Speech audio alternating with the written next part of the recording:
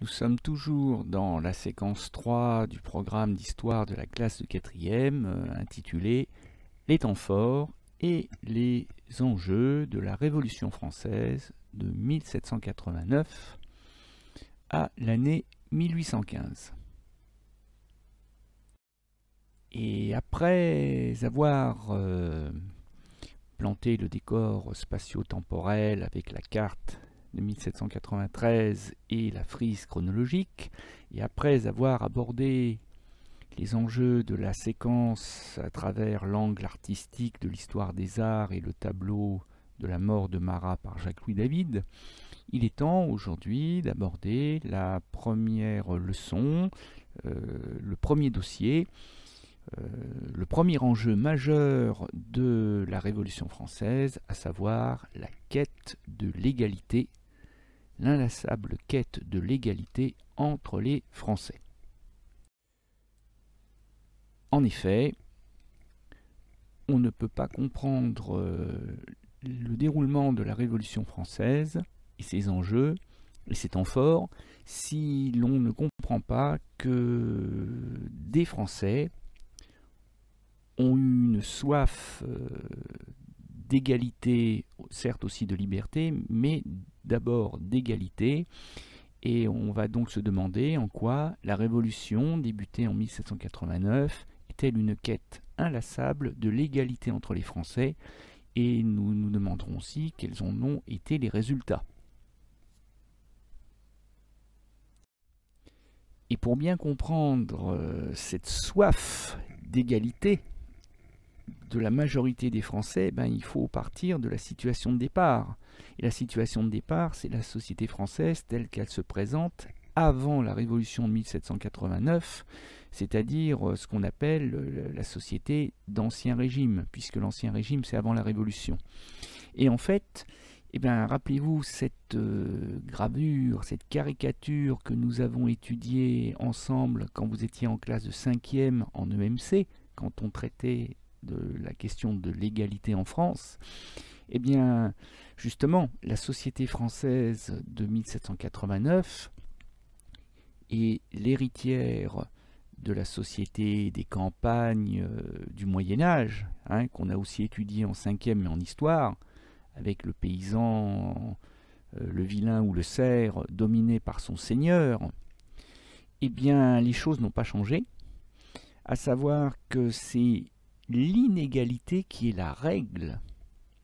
Et d'ailleurs, c'est ce qu'écrit Charles Loiseau dans son traité des ordres et simples dignités qui date de 1613, c'est-à-dire presque 2 siècles avant la Révolution française, et qui expliquait que même si les Français le voulaient, nous ne pourrions pas vivre en égalité de conditions.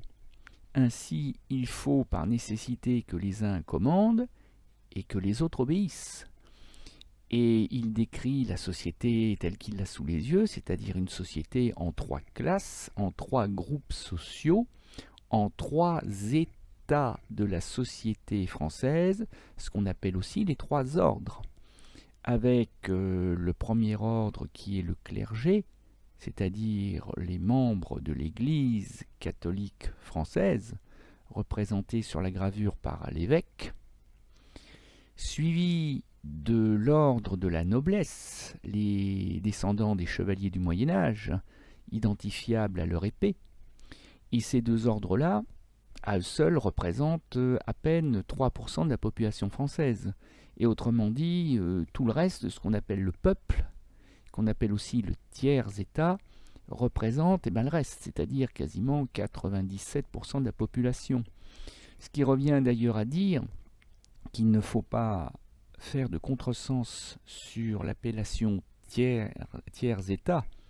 Ça ne veut pas dire 33%. Il n'y a pas 33% de clergé, 33% de noblesse et 33% de peuple. Non, il y a 97% de peuple.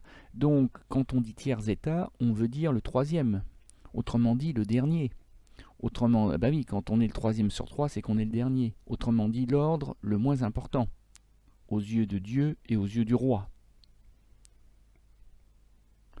Mais un ordre important quand même sur le plan social, parce que c'est celui qui nourrit les 2 autres. Donc on le méprise, mais on a quand même besoin de lui. Et justement, le problème n'est pas tellement que la société soit divisée en 3 ordres. Le problème, c'est que les 2 premiers ordres, clergé et noblesse, écrasent le 3e de leurs privilèges. Et quand le paysan ploie sous le poids des 2 autres ordres, qui jouent à saute-mouton avec lui, et quand le 3e ordre, le tiers état, dit « Ah, faut espérer que Gelat finira bientôt », eh bien, c'est que le paysan, il en a plein le dos, au sens propre du terme, il en a ras-le-bol, il ne supporte plus cette inégalité sociale qui fait que le clergé et la noblesse vivent à ses dépens. Et je vous rappelle que c'est la signification du chou, le chou au pied du paysan, le chou ça représente son travail, son labeur, et le chou est dévoré à pleines dents par les 2 lapins, et les 2 lapins ce sont les représentants du clergé et de la noblesse. Et dans cette image en miroir, on aperçoit aussi un trio de pigeons, et il y en a 2 qui dévorent les graines, le 3e est rejeté à l'écart, celui qui est rejeté à l'écart qui doit se contenter des miettes des 2 autres, eh bien c'est une nouvelle fois le paysan, autrement dit le peuple, et les 2 qui boulottent les graines, ce sont encore une fois les 2 ordres privilégiés. À savoir que le clergé et la noblesse écrasent depuis le Moyen-Âge le peuple de taxes, d'impôts, en nature ou en argent.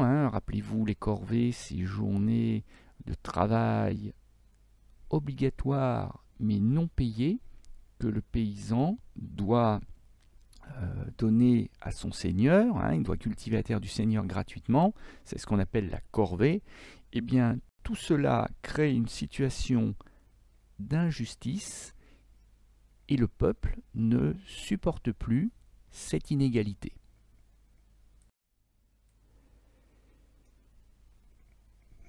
Mais le peuple subit en silence parce qu'il n'a pas le choix. Or, Louis XVI, roi de France, va prendre une décision qui va changer considérablement la donne. Louis XVI est à la tête d'un État au bord de la faillite. Enfin, même pas au bord de la faillite, en pleine faillite. Les caisses du royaume sont vides depuis bien longtemps, et les caisses se sont encore un peu plus vidées à la faveur évidemment de la guerre de 7 ans, mais aussi plus récemment encore de la guerre d'indépendance américaine, puisque la participation de la France aux côtés des insurgents américains, ça a quand même coûté très cher. Les caisses du royaume sont vides, et ce qui est plus grave, c'est que plus personne, les banquiers, ne veulent plus prêter au royaume de France. Alors, les différents ministres des Finances qui se succèdent auprès de Louis XVI, ils ont tous le même constat, c'est logique. Il faut augmenter les impôts, mais pas les impôts des pauvres, parce que ça ne sert à rien de vouloir faire payer plus à quelqu'un qui n'en a pas les moyens. Ça risque plutôt de provoquer des émeutes. Il faudra ensuite, donc il y aura des destructions, il faudra envoyer l'armée, ça coûtera encore plus cher.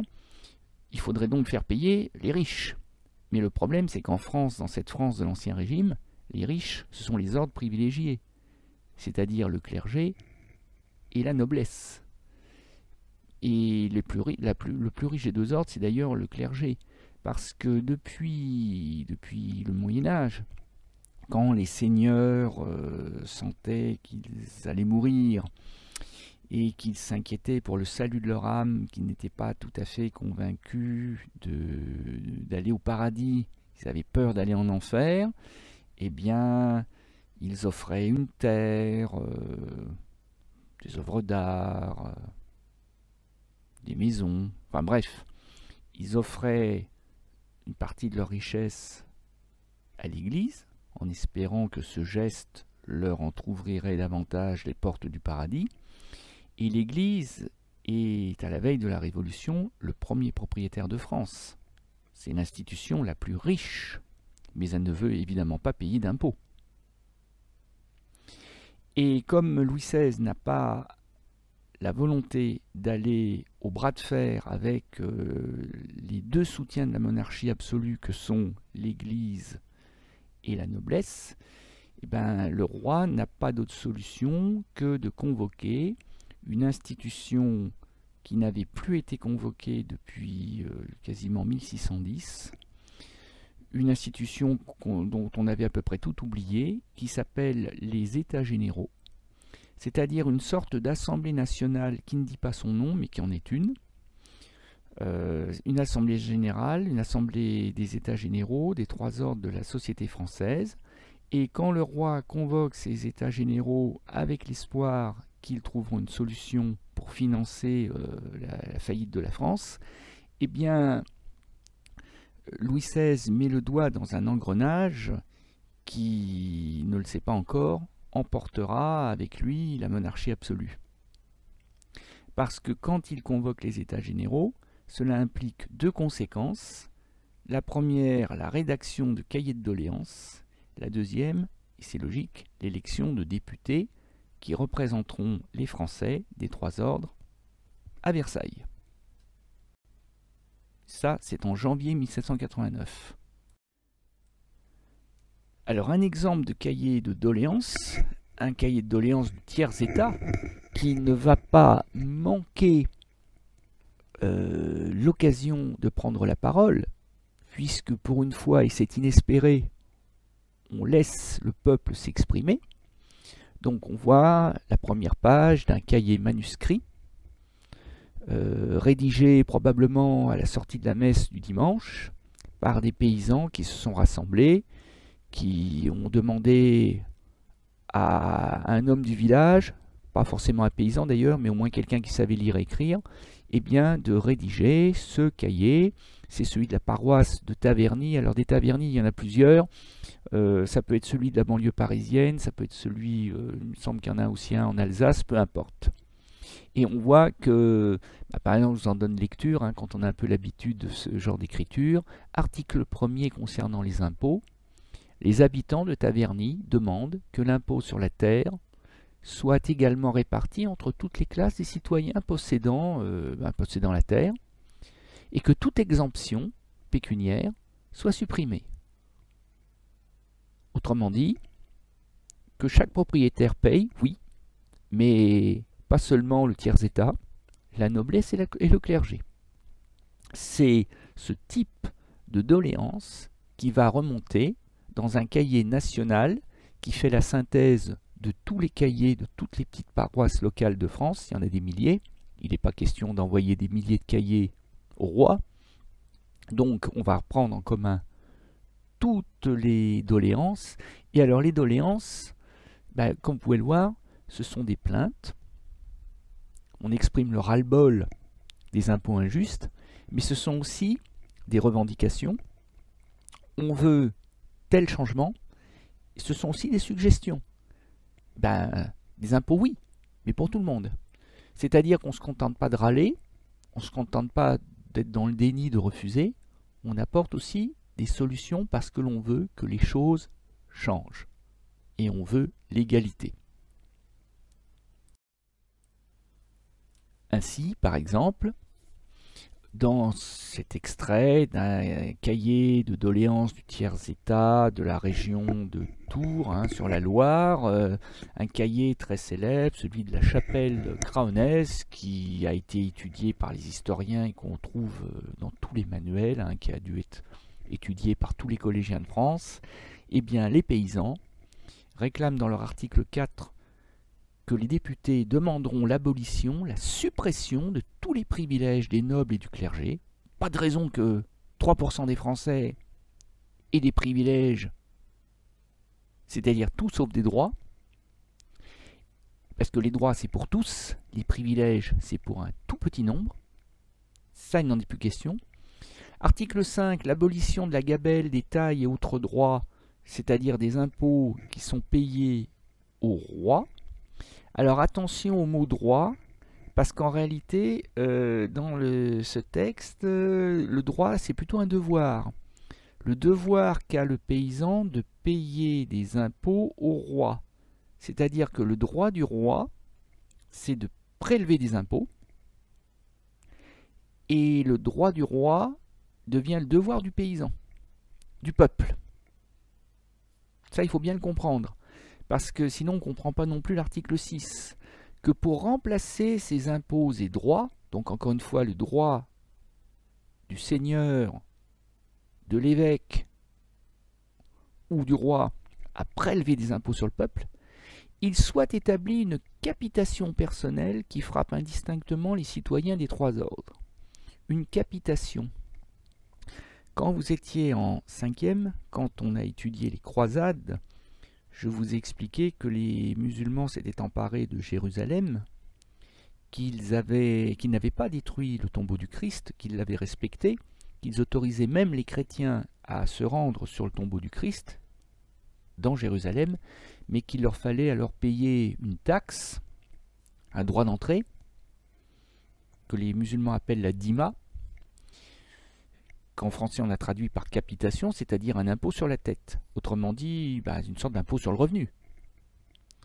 Et donc, ici, les paysans, le peuple est en train de dire que, oui, il faut un impôt sur le revenu. Autrement dit, tout le monde paye. Aussi bien le noble que le paysan que l'évêque. Et surtout, comme c'est un impôt sur le revenu, tout le monde ne paiera pas la même somme. Parce qu'attention, ça on l'a vu l'an dernier en EMC en 5e, la vraie égalité, c'est pas tout le monde paye la même somme. Pas du tout.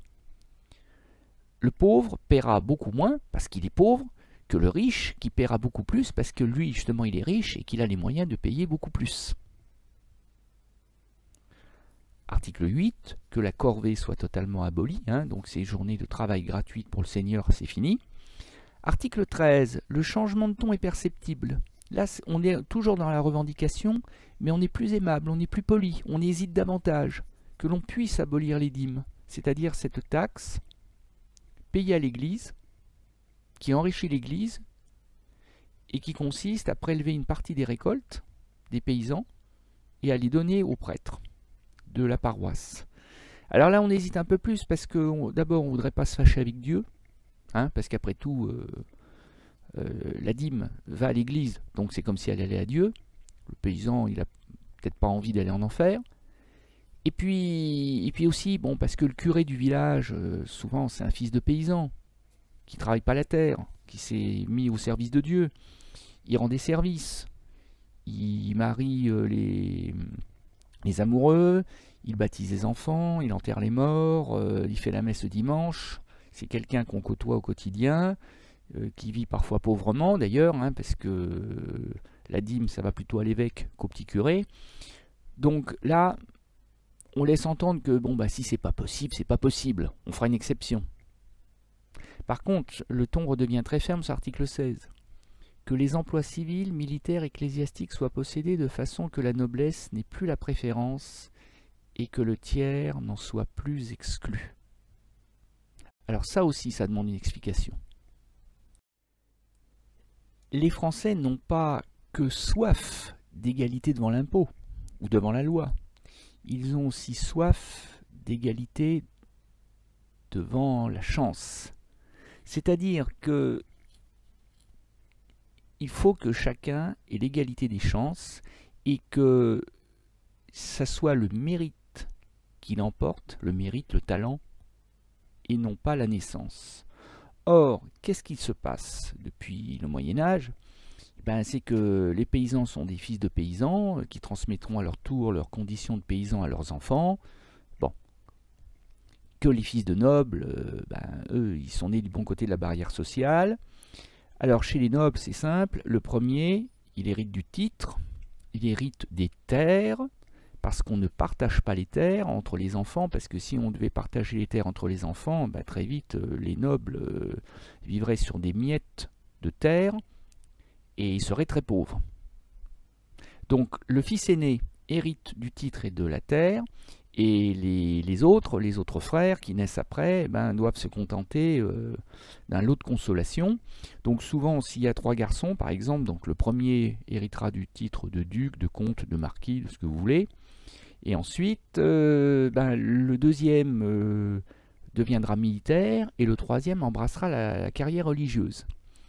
Autrement dit, le deuxième deviendra général, le troisième deviendra évêque ou père abbé dans un monastère. C'est-à-dire que papa et maman vont lui acheter la charge, vont lui acheter le diplôme, vont lui acheter le titre, quand bien même le fils n'aurait aucun talent, aucune compétence, il aura sa panoplie de général ou d'évêque. Et alors là où ça devient caricatural, c'est avec par exemple Talleyrand de Périgord, qui restera célèbre dans l'histoire de France, hein, d'un personnage qui va traverser la Révolution française. On le surnommera le diable boiteux. Alors, le diable, parce que pour un homme d'église, lui qui fut évêque d'Autun, je crois, ben, c'est pas glorieux, hein, parce qu'il se vante de ne pas croire en Dieu. En fait, il en veut à Dieu, parce que Dieu l'a fait naître boiteux. C'est-à-dire qu'il est né avec une déformation physique, un pied beau, qui l'empêche, lui qui est né le deuxième fils, qui l'empêche d'embrasser la carrière militaire, hein, parce que bon, quand même, un handicapé, il ne peut pas monter à cheval, donc c'est embêtant pour un général. Donc il a échangé sa place avec son autre frère, qui est devenu général, et lui, eh ben, il est devenu évêque. Or, il est fâché avec Dieu, il ne croit pas en Dieu, il ne célèbre jamais la messe, hein, sauf s'il y est vraiment obligé. Donc c'est quand même curieux d'avoir un évêque aussi mal fait pour pour le métier d'évêque. Et ça, c'est une abomination. Et ça veut dire qu'à l'inverse, le fils du peuple, il peut être le meilleur stratège, l'homme le plus courageux de la terre, parce qu'il est né fils du peuple, fils de paysan, eh bien, il ne dépassera dans l'armée, il ne dépassera jamais le grade de sergent, il ne pourra jamais devenir officier à cause de ses origines modestes. Même chose pour l'Église, le plus fidèle prêtre, s'il est fils du peuple, eh ben, il restera petit curé de sa paroisse, il ne deviendra jamais évêque. Et c'est cette inégalité née sur la chance, enfin sur la naissance plutôt, pardon, sur la naissance, que ne supporte plus le peuple. Le clergé va rédiger également son cahier de doléances, tout comme la noblesse, hein, puisque chacun des trois ordres rédige son cahier de doléances. Et dans le cas de la noblesse, pas question d'abolir les privilèges. Nous déclarons ne jamais consentir à la suppression des droits qui ont caractérisé jusqu'ici l'ordre de la noblesse que nous tenons de nos ancêtres. Le ton est particulièrement ferme. Nous ordonnons à notre député de s'opposer à tout ce qui pourrait porter atteinte aux propriétés utiles et honorifiques de nos terres. En fait, l'argumentation de la noblesse tient en deux points qui sont parfaitement légitimes. Les privilèges, nous y avons droit, nous les méritons, et ils nous sont utiles, c'est-à-dire indispensables. C'est-à-dire que c'est le gagne-pain des nobles. Si les nobles ne peuvent plus vivre des droits qu'ils exercent, c'est-à-dire encore une fois les taxes, les impôts, les corvées qu'ils exercent sur les paysans, ben, ils n'ont plus qu'à crever de faim. C'est juste impensable. Les inégalités sociales de l'Ancien Régime sont visibles, spectaculairement visibles, le jour même de la séance inaugurale des États généraux de la société française, le 5 mai 1789, à Versailles, en présence du roi Louis XVI. Le roi qui trône en hauteur sur une estrade, bon, qui fait face aux trois ordres de la nation française. Mais on aperçoit en 3 et en 4 sur l'image les deux ordres privilégiés. À la droite du roi, le clergé, à sa gauche, la noblesse, qui sont les plus proches du roi, qui sont confortablement assis sur des fauteuils, alors que le tiers-état, qui fait face au roi, en est le plus éloigné, et les députés du tiers-état, qui, il est vrai, sont aussi les plus nombreux, doivent se contenter de modestes bancs.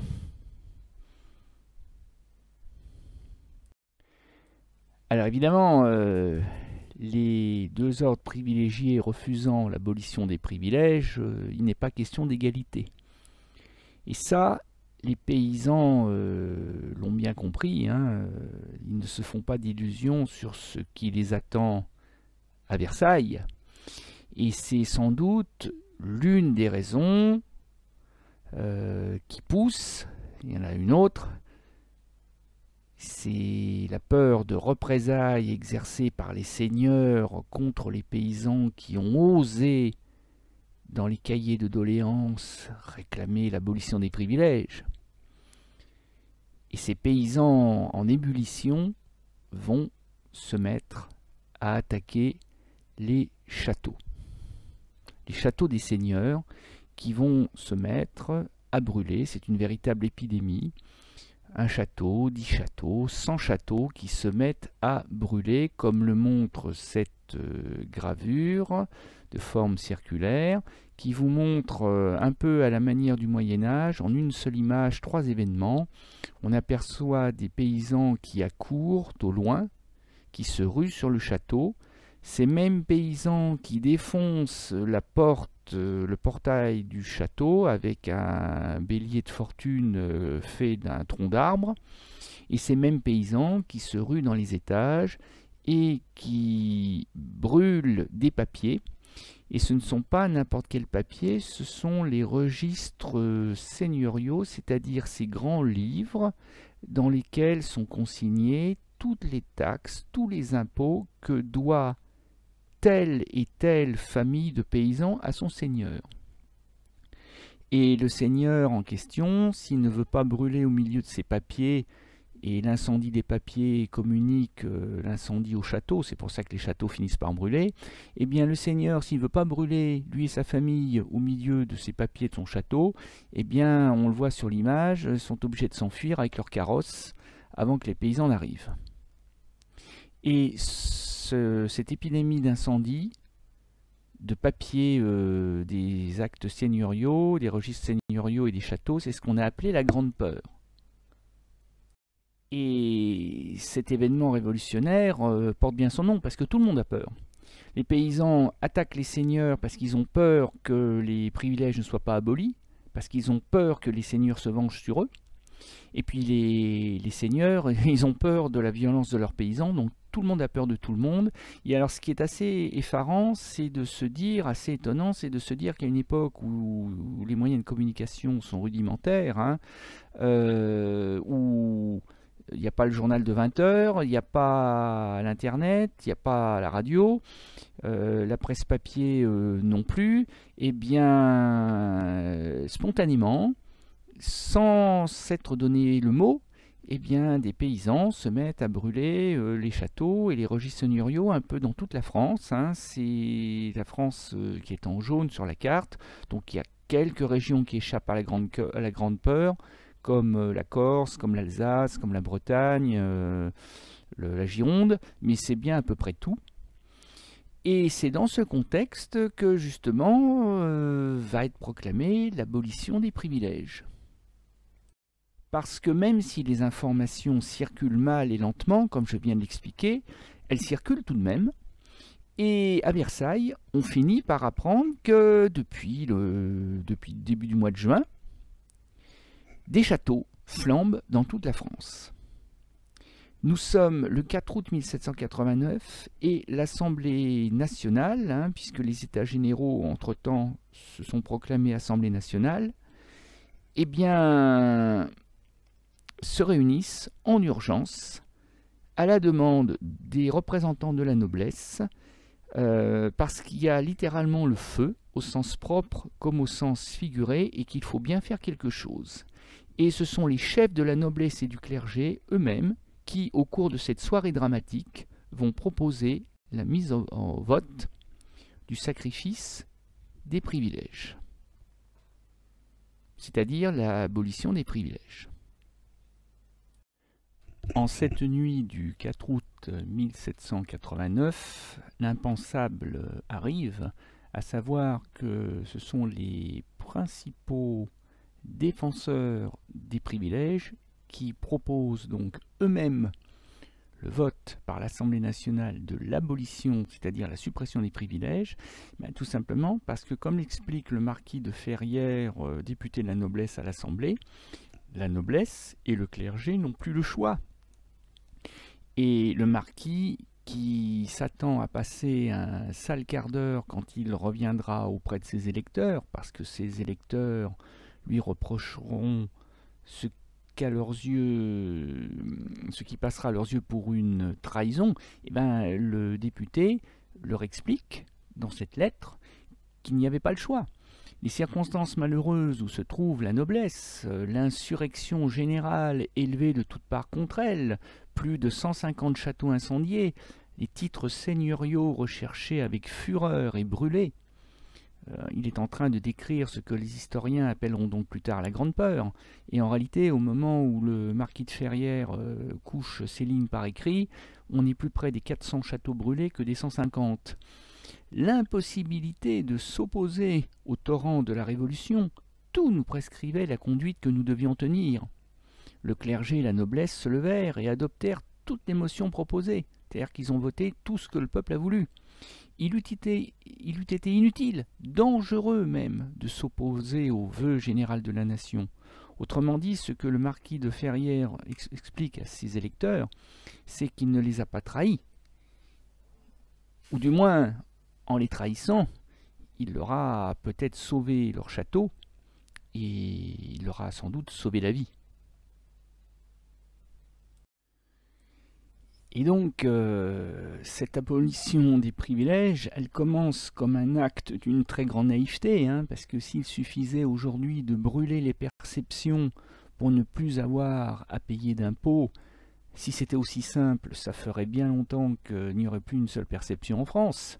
Mais en fait, les paysans voulaient, d'une certaine manière, sans peut-être même trop s'en rendre compte parfois, établir par la force l'égalité en France.